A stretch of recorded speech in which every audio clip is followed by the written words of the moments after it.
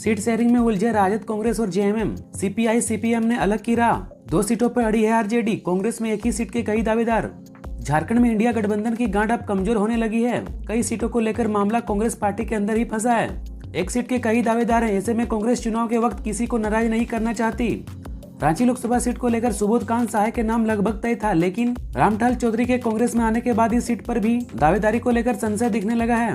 कांग्रेस के बाहर निकलकर दूसरे गठबंधन पर नजर डालें तो राजद 2 सीटों पर चुनाव लड़ने का दावा कर रही है, जबकि गठबंधन दलों ने मिलकर राजद के लिए एक सीट का दावा मंजूर किया है। भाकपा ने सीट न मिलने की वजह से पहले ही राह अपनी बदल ली है। जेएमएम अब धनबाद सीट पर सरयू की दावेदारी का समर्थन कर रही है, जबकि कांग्रेस पार्टी के भीतर इसके कई दावेदार हैं। जमीन घोटाले में 320 करोड़ की 36.50 एकड़ जमीन अटैच। ईडी ने बड़गाई की जमीन भी अस्थायी अटैच की। हेमंत सोरेन समेत 5 के खिलाफ चार्जशीट। प्रवर्तन निदेशालय की रांची में हुए जमीन घोटाले मामले में कार्रवाई जारी है। ईडी ने 31 जनवरी को जमीन घोटाले में पूर्व सीएम हेमंत सोरेन को गिरफ्तार किया था। गिरफ्तारी के ठीक 60 दिन के अंदर ईडी ने उनके विरुद्ध पीएमएलए कोर्ट में चार्जशीट भी दाखिल कर दिया है। अब कोर्ट चार्जशीट पर संज्ञान लेगा।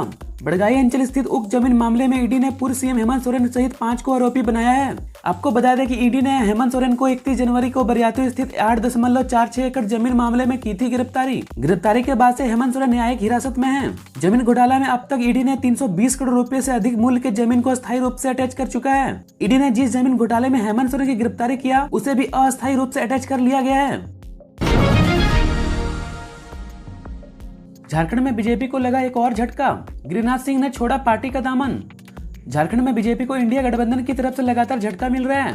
अब खबर है कि बीजेपी के एक और दिग्गज नेता गिरिराज सिंह ने पार्टी छोड़कर राजद का दामन थाम लिया है। मंगलवार को पटना स्थित राजद कार्यालय में उन्होंने पार्टी की सदस्यता ली। बिहार राजद के प्रदेश अध्यक्ष जगदानंद सिंह और महासचिव भोला प्रसाद यादव ने उनका स्वागत किया।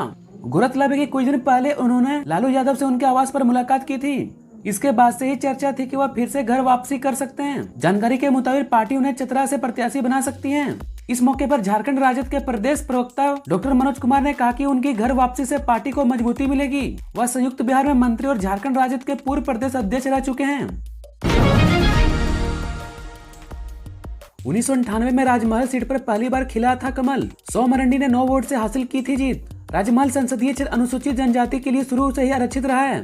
यहाँ प्रत्येक चुनाव में लगभग 10 प्रत्याशी चुनाव मैदान में उतरते हैं। अगर हम 1998 लोकसभा चुनाव की बात करें तो उस वक्त भाजपा, कांग्रेस, झामुमो के अलावे निर्दलीय सहित कुल 11 प्रत्याशी चुनाव मैदान में थे। भाजपा के प्रत्याशी के रूप में 100 मरंडी और कांग्रेस के प्रत्याशी थॉमस हांसदा चुनावी मैदान में थे। थॉमस हांसदा वर्तमान सांसद विजय हांसदा के पिता थे। उस चुनाव में भाजपा प्रत्याशी 100 मरंडी ने 1,98,889 और कांग्रेस के प्रत्याशी थॉमस हांसदा को 1,98,880 वोट प्राप्त हुए थे। इस प्रकार राजमहल लोकसभा में 100 मरंडी ने 1998 चुनाव में मात्र 9 वोटों से जीतकर पहली बार कमल खिलाया था। पीएम मोदी के 400 पार के संकल्प को पूरा करने के लिए बुलाई गई है बैठक। प्रेस वार्ता में बोले सुदेश महतो और बाबूलाल मरंडी। लोकसभा चुनाव की तैयारियों के मद्देनजर झारखंड के एनडीए फोल्डर ने मंगलवार को रांची स्थित प्रदेश भाजपा कार्यालय में बैठक बुलाई। बैठक के बीच संगठन के वरिष्ठ नेताओं ने प्रेस वार्ता को संबोधित किया। इस मौके पर सबसे पहले आईएसओ सुप्रीमो सुदेश महतो ने अपनी बात रखी। उन्होंने कहा कि यह बैठक राष्ट्रीय स्तर पर चल रही पीएम मोदी के संकल्प को पूरा करने के लिए बुलाई गई है। देश भर में पीएम मोदी ने 400 पार का लक्ष्य रखा है। इसी तरह झारखंड में भी हम 14 की 14 सीटें जीतने का लक्ष्य तय कर रखा है। इसके लिए जरूरी कि हम दलीय आधार पर जनता से कब और किस तरह से संवाद स्थापित करें, इसे सुनिश्चित करना होगा। वहीं प्रदेश अध्यक्ष बाबूलाल मरंडी ने कहा कि यह बैठक लोकसभा चुनाव में जिला और प्रखंड स्तर पर समन्वय स्थापित करने के लिए बुलाई गई है। पिछले लोकसभा चुनाव में एनडीए गठबंधन ने 14 में से 12 सीटें जीती थी, लेकिन इस बार एनडीए गठबंधन ने 14 की 14 सीटों पर जीत का लक्ष्य रखा है। दूरदर्शन पर इतने समय तक चुनाव प्रचार कर पाएंगे जेएमएम आजसू, जाने अन्य दलों को कितना समय आवंटित। लोकसभा चुनाव के लिए तैयारियां जारी है। सभी राजनीतिक दल कमर कस रही हैं ताकि लोकसभा चुनाव में वह पूरी मजबूती के साथ उतर सके। इस बीच लोकसभा चुनाव के लिए प्रसार भारती पर चुनाव प्रचार के लिए समय का आवंटन कर दिया गया है। चुनाव आयोग ने इससे संबंधित एक अधिसूचना जारी की है। इसी के साथ झारखंड मुक्ति मोर्चा हो या आईएसओ, सभी राज्य स्तरीय राजनीतिक दलों के लिए समय का आवंटन कर दिया गया है। साथ ही लोकसभा चुनाव के लिए राष्ट्रीय स्तर पर राजनीतिक दल के लिए भी समय आवंटित कर दिया गया है। सभी राष्ट्रीय स्तर के राजनीतिक दलों को मिलाकर 900 मिनट मुहैया कराया गया है। वहीं कुल 59 राज्य स्तरीय राजनीतिक दलों के लिए 1800 मिनट का समय आवंटित किया गया है। जानकारी हो कि सभी पार्टियों को समय दिया जाता है ताकि वह आकाशवाणी और दूरदर्शन पर चुनाव प्रचार कर सकें। झारखंड की 98% महिलाएं नहीं बचा पाती जमानत। 25 विधानसभा क्षेत्र में पुरुषों से ज्यादा है मतदाता। झारखंड में महिला मतदाताओं की संख्या लगातार बढ़ती जा रही है। मतदान में भी महिलाओं की भागीदारी की दर में वृद्धि दर्ज की जा रही है, लेकिन चुनावी दंगल में महिलाओं को सफलता हाथ नहीं लग रही है। राज्य में अब तक हुई लोकसभा चुनाव में 98% महिला प्रत्याशी अपनी जमानत बचाने में भी सफल नहीं हो सकी हैं। अब तक सबसे ज्यादा 3 महिला प्रत्याशी राज्य गठन के बाद वर्ष 2004 में हुए पहले चुनाव के दौरान अपनी जमानत बचाने में सफल रही। आपको बता दें कि 2009 और 2014 के चुनाव में एक महिला प्रत्याशी की जमानत बची थी। वहीं 2019 में संपन्न लोकसभा चुनाव में 2 महिलाओं को जमानत बचाने में सफलता हाथ लगी थी। रिपोर्ट के मुताबिक झारखंड में महिला मतदाताओं की संख्या पुरुषों के मुकाबले तेजी से बढ़ रही है। राज्य में 25 विधान क्षेत्रों में पुरुष मतदाताओं की संख्या महिला मतदाताओं से कम हो गई है। गढ़वा में तूफान ने बढ़ाई मुश्किल, पूरे जिले में ब्लैकआउट। 220 केवी के 4 टावर गिरे, बिजली व्यवस्था दुरुस्त होने में लगे वक्त। गढ़वा जिले में सोमवार की रात 10 बजे से ब्लैकआउट की स्थिति बनी है।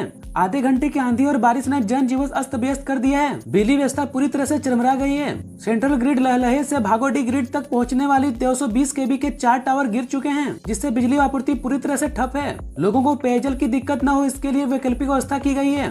बिहार के सोननगर से कुछ घंटे बिजली की आपूर्ति ली जा रही है। विभाग के रिकॉर्ड के मुताबिक 30 मार्च की रात 10 बजे, शाम 31 मार्च की सुबह 6 बजे और फिर 31 मार्च की रात 10:45 में 10 मिनट के लिए बिजली सप्लाई की गई। रविवार और सोमवार को आंधी और बारिश ने 4 टावर गिरा दिए। 30 मार्च की रात पलामू जिले के बेनिया चौरसिया गांव से सटे 220 केवी का एक टावर गिर गया था। झारखंड में अभी ही पारा 40 के पार, गर्म हवा को लेकर मौसम विभाग अलर्ट। 6 से 7 अप्रैल को हो सकती है बारिश। झारखंड के कई जिलों में तापमान अब बढ़ने लगा है। कई जगहों में तापमान 35 डिग्री के पार हो गया है। वहीं गोड्डा में तापमान 40 के आंकड़े के पार कर चुका है। मौसम विभाग ने अभी बढ़ती गर्मी से किसी तरह के राहत की संभावना जाहिर नहीं की है। अभी राज्य में तापमान और बढ़ने के आसार हैं। मौसम विभाग के अनुसार आज और कल यानी 3 अप्रैल तक राज्य के कई जिलों में तापमान बढ़ेगा। 4 और 5 अप्रैल को राज्य के दक्षिणी पूर्व भाग में गर्म हवा चलने की संभावना जाहिर की गई है। 5 अप्रैल के बाद मौसम में गर्माहट और बढ़ने के आसार हैं। हालांकि 6 अप्रैल और 7 अप्रैल को राज्य में हल्के से मध्यम दर्ज की बारिश हो सकती है। रांची समेत पूरे झारखंड के अधिकतम न्यूनतम तापमान में इजाफा होने लगा है। अप्रैल के पहले सप्ताह में दिन का पारा 2 से 3 डिग्री बढ़ने की संभावना है। दूसरे और तीसरे सप्ताह में तापमान में उतार चढ़ाव जारी रहेगा। बीच बीच में हल्के बादल और बूंदाबांदी से उमस बढ़ सकती है। मौसम का हाल, अप्रैल में ही पड़ेगी मई जून वाली गर्मी। असर शुरू, अंतिम सप्ताह में पारा पहुंच जाएगा 42 से 43 डिग्री पर। लू भी चलेगी। फरवरी से ही अपना तेवर दिखा तापमान अप्रैल माह में पूरे उफान पर रहेगा। यानी अप्रैल में ही मई जून वाली बेदम करने वाली गर्मी पड़ेगी। इसका मुख्य कारण पाकिस्तान, राजस्थान और गुजरात से लगातार आ रही गर्म हवाएं हैं। रांची समेत पूरे झारखंड में अधिकतम न्यूनतम तापमान में इजाफा होने लगा है। अप्रैल के पहले सप्ताह में दिन का पारा 2 से 3 डिग्री बढ़ने की संभावना है। तापमान 38 से 39 डिग्री तक पहुंचने के आसार हैं। वहीं 6 और 7 अप्रैल को गर्जन वज्रपात के साथ हल्की बारिश होने की भी पूरी संभावना है। दूसरे और तीसरे सप्ताह में तापमान में उतार चढ़ाव जारी रहेगा। अप्रैल के अंतिम सप्ताह में तापमान में अधिक बढ़ोतरी की संभावना है। तापमान 42 से 43 डिग्री पहुंचने की संभावना है। इस दौरान लू भी चलेगी, यानी अप्रैल का पूरा महीना गर्म ही रहेगा।